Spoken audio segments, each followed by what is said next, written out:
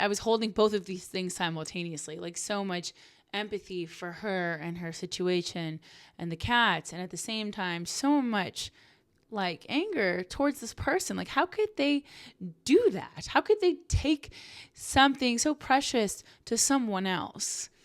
You're listening to Say It Anyway, the podcast for people who know they're meant for more and are done holding back.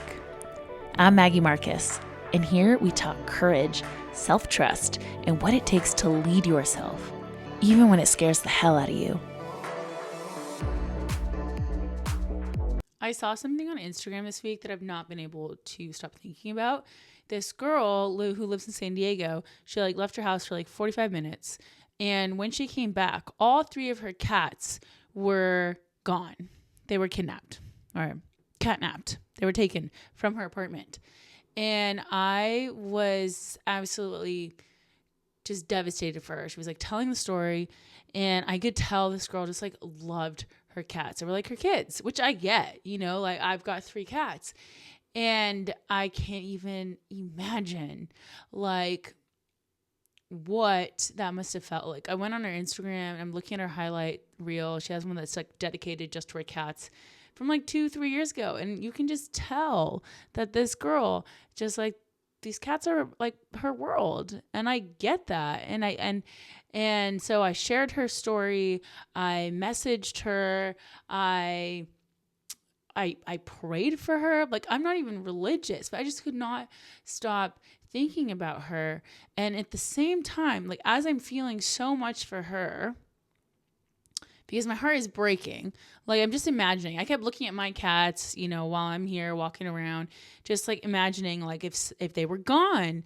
And then I'm thinking about her cats and like, are they okay? Like, they must feel so scared. So all of this is coming up in me. And in the same time, I am so angry at this person, whoever did this guy in his gold, silver van or whatever, that they saw something.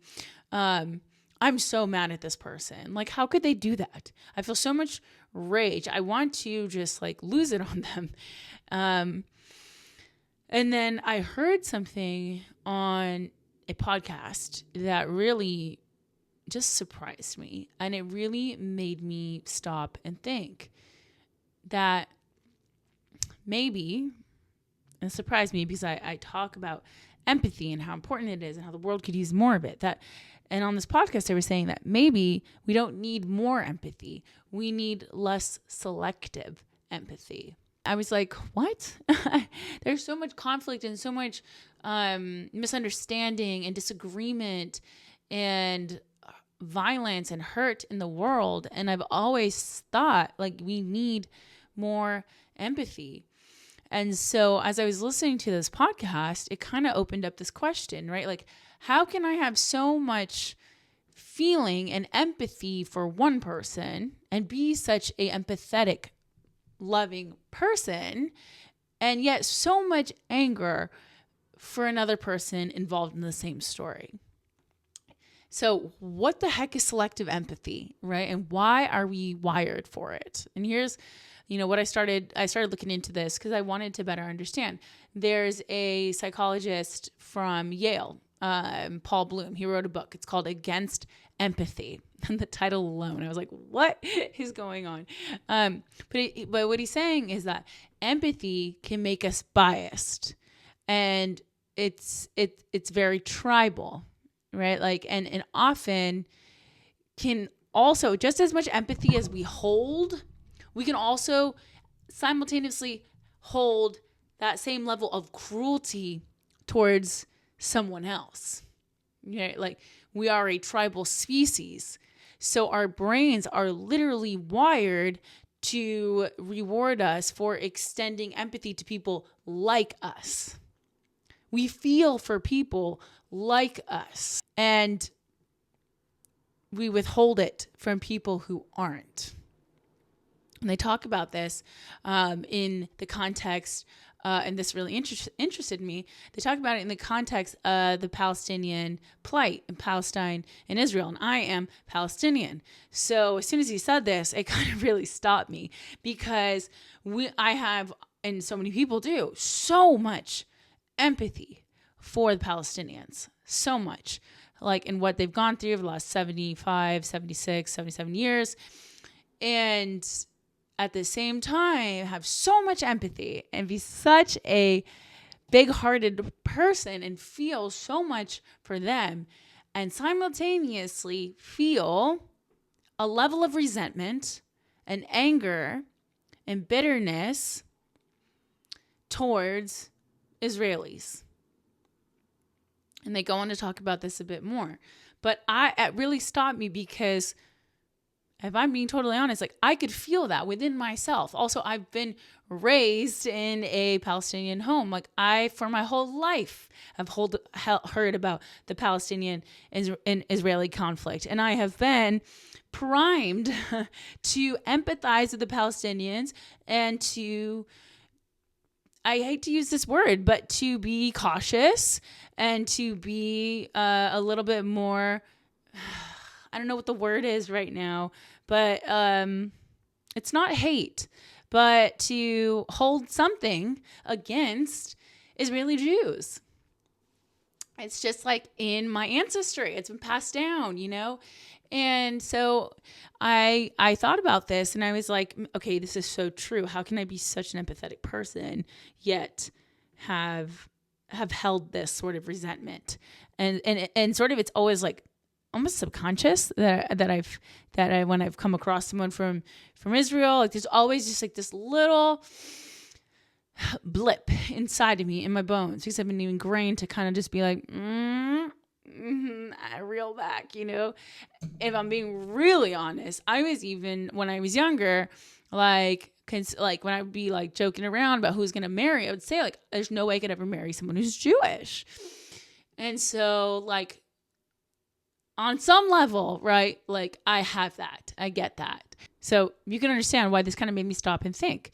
Like I'm such a loving, kind, embracing, warm, accepting person. Yet why do I hold that sort of frustration and anger towards them, towards Israeli Jews?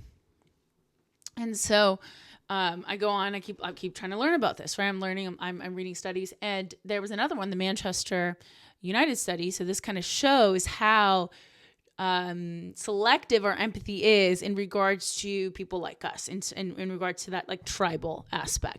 A man in a Manchester United jersey twisted his ankle.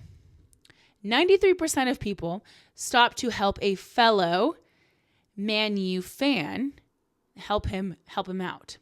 Only 30% of people helped someone in a Liverpool jersey. Same injury, same pain, different tribe. Interesting, right? It seems to be something in our biology.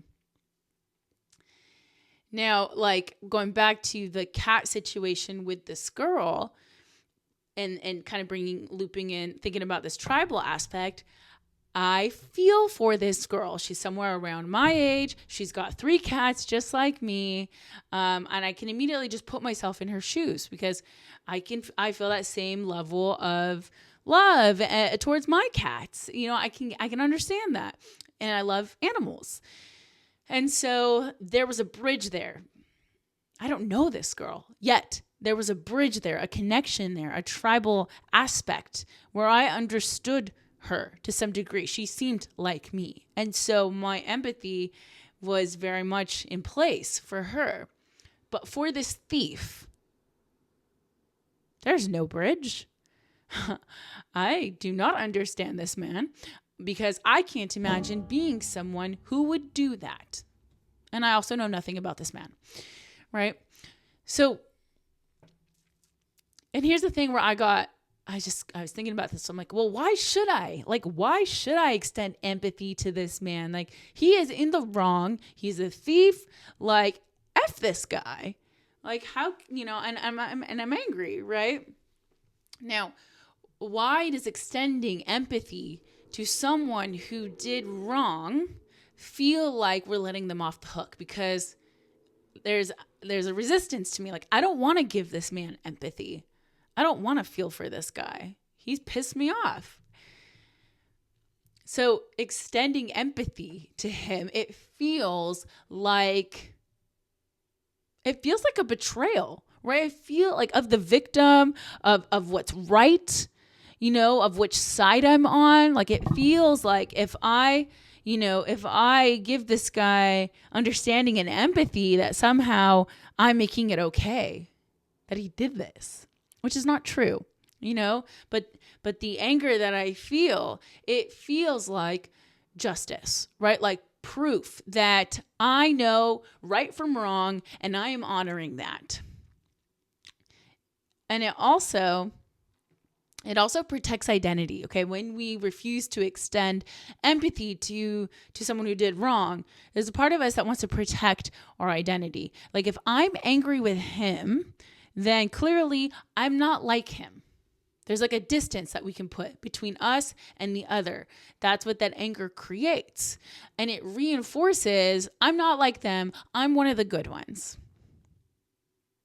It's interesting, right? Like when we start to really break this down, and that anger that we feel, it feels very powerful, because when something happens that we can't control and we don't fully understand the why, that anger gives us something to do with the helplessness. Like it feels like this energy that we have that can make us feel like we're doing something with it, rather than like even if like we're not taking action towards it.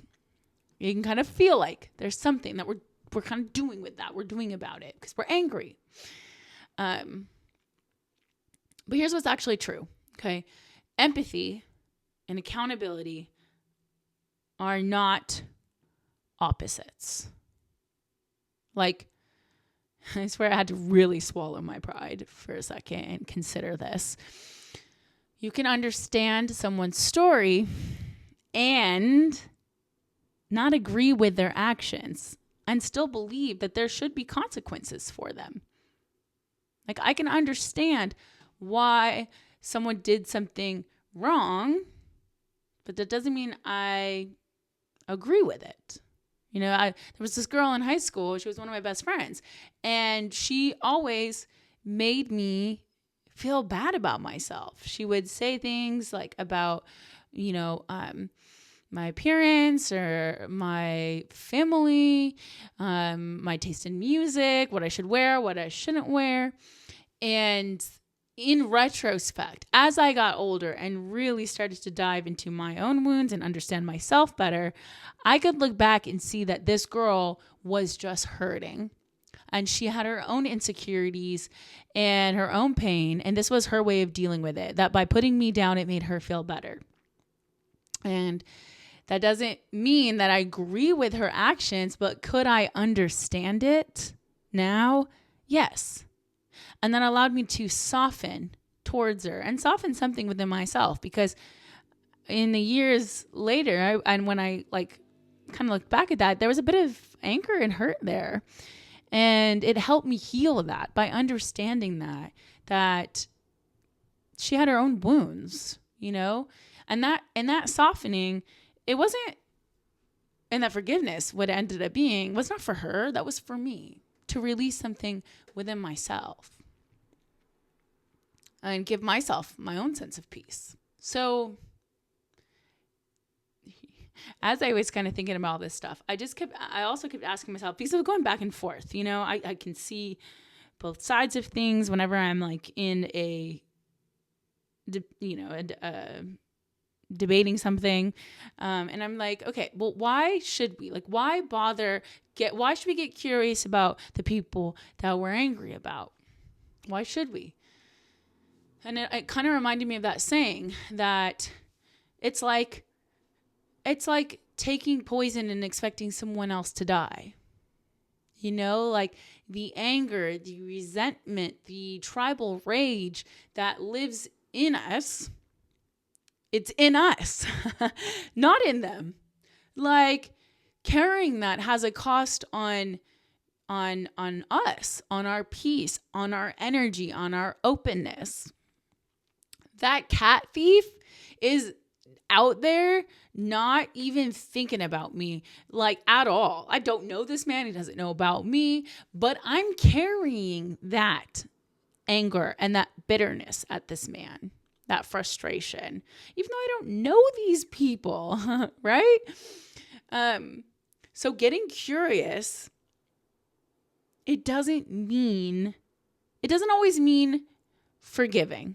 Sometimes it will. Sometimes it will help the forgiveness when you understand somebody else and their story and what's going on with them, and you get more context and you can really empathize. Sometimes it will lead to forgiveness, and that's great.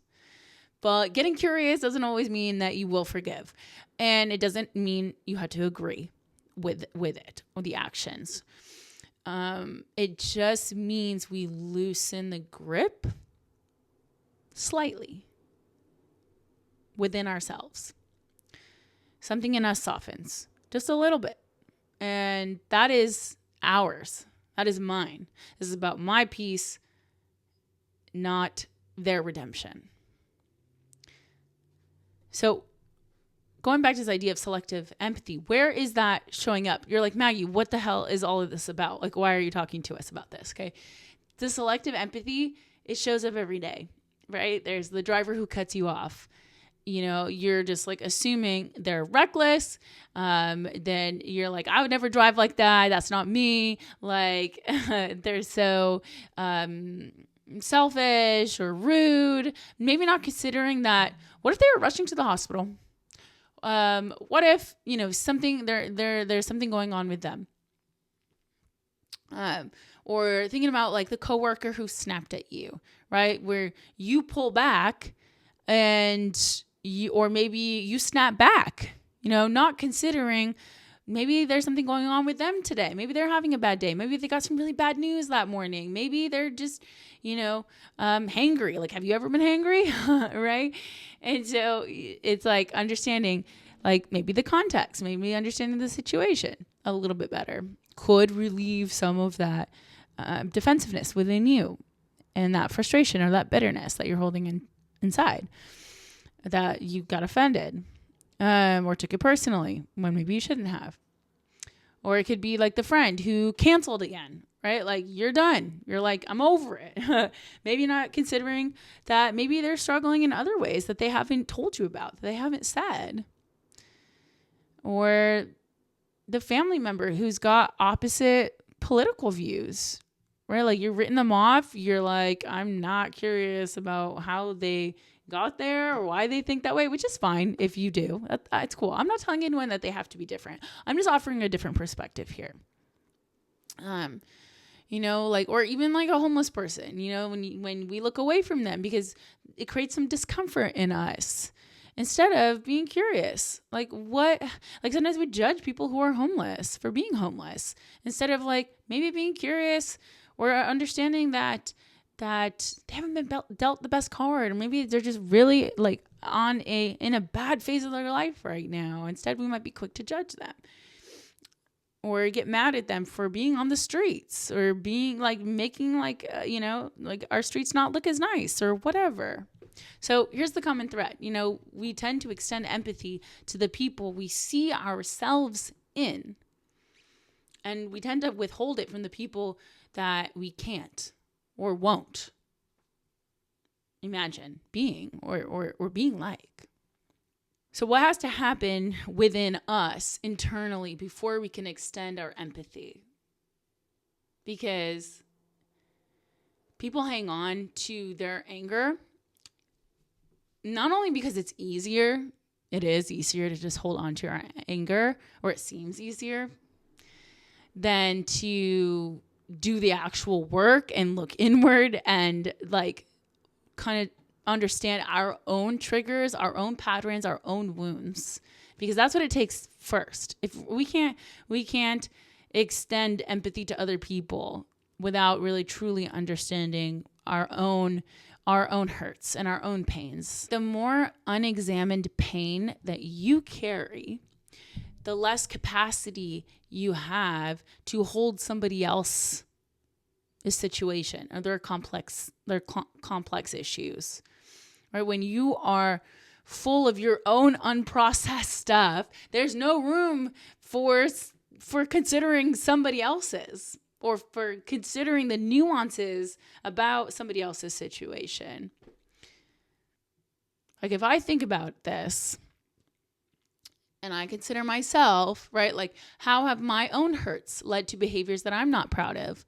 How have your own hurts led to behaviors that you're not proud of? I can think of a lot of times where I, had my scarcity wounds, and I would withhold from people. I wouldn't be as generous to others. I stole. I used to steal things sometimes. I had stolen from a friend once, and I was young. I was a kid, but I remember that I did that, and I still feel bad about that. I'm sorry, Amy. I stole your lip gloss. But I also had stolen from stores. I got arrested for that. In my teens. And I'm not proud of that, but I understand now that there was some wounds there that led to those kinds of behaviors. It might not have just been scarcity. There might have been other things at play. But that's a whole nother thing. But considering, other hurts, like how has maybe your insecurities made you defensive to others? Has made you judge other people, made you lash out or project onto someone else and say things that you don't mean? Like your fear of someone else's judgment, or your fear that you're going to lose control of a situation. Like, how has that made you react? How has your fear that someone might cheat on you, like, caused you to maybe do something that, again, you're not proud of? So everyone has to understand their own pain and how that shapes their behaviors.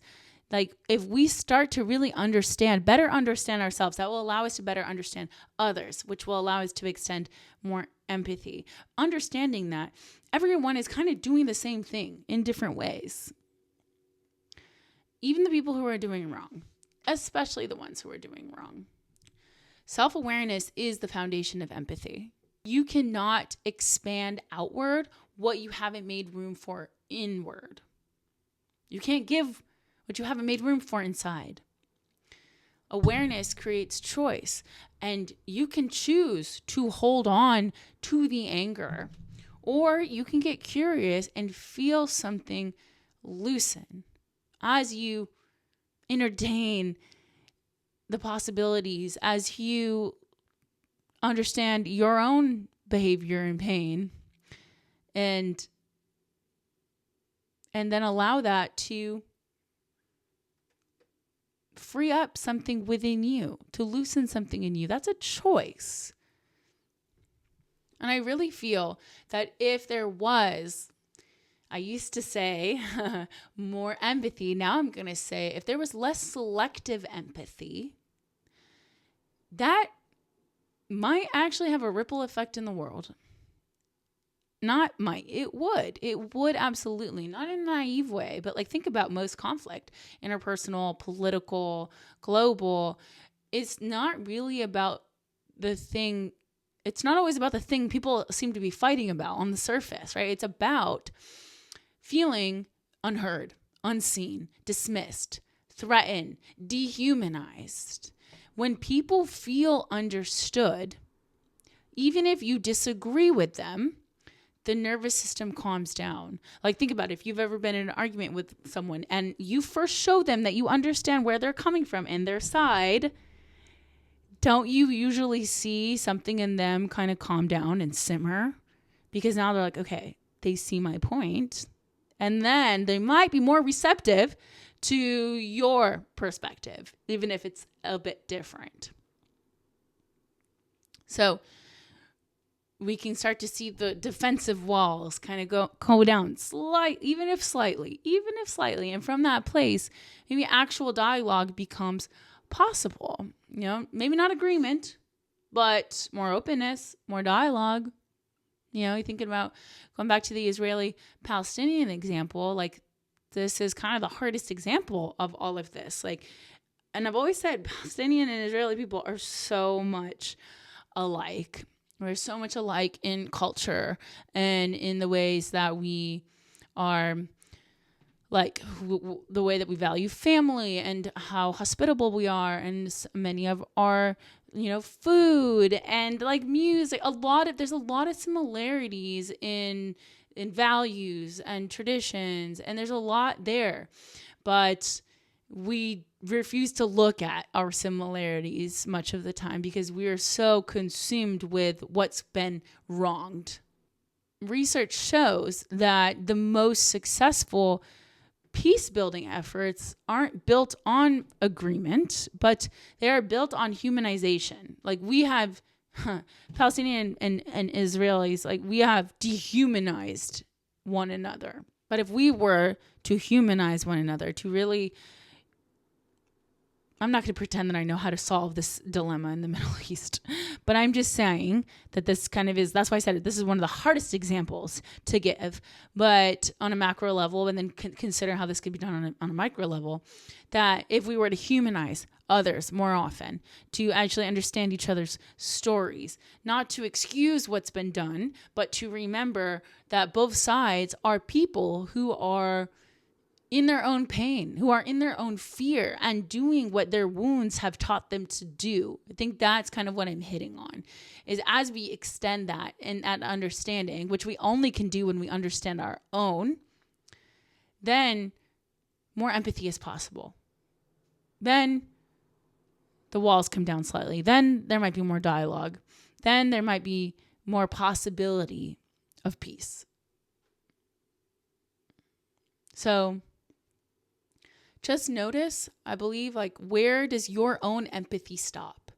Who do you decide doesn't deserve your curiosity or your empathy, and what is holding on to your own anger doing for you and to you?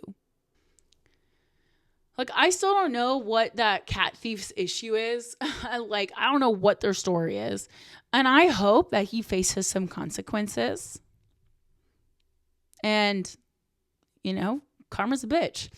And I really hope that girl gets her cats back. But I did notice that when I started to explore this and I got a little bit more curious, even though I still don't know that man's story, something in me still softened because I don't know that man's story. And I'm so quick to judge and assume and withhold my curiosity and empathy rather than entertain the possibility that I might not understand the whole thing. And I don't have to still feel that I don't agree with the action, but I'm glad that something in me, just by saying that, can soften. That I can still choose what I get to do with those feelings. That's what self-awareness gives you. Not the ability to excuse everything, but the ability to choose how to carry it. Like, just notice, where does your empathy stop? Get a bit curious and know that it's not necessarily for them, but is for you, especially for you. Hey there, thanks for tuning in. If this episode hit home, spread the love. Maybe share it with a friend or drop a comment. I'd love to know what landed for you. And remember, your voice matters. Whatever you're holding back, say it anyway.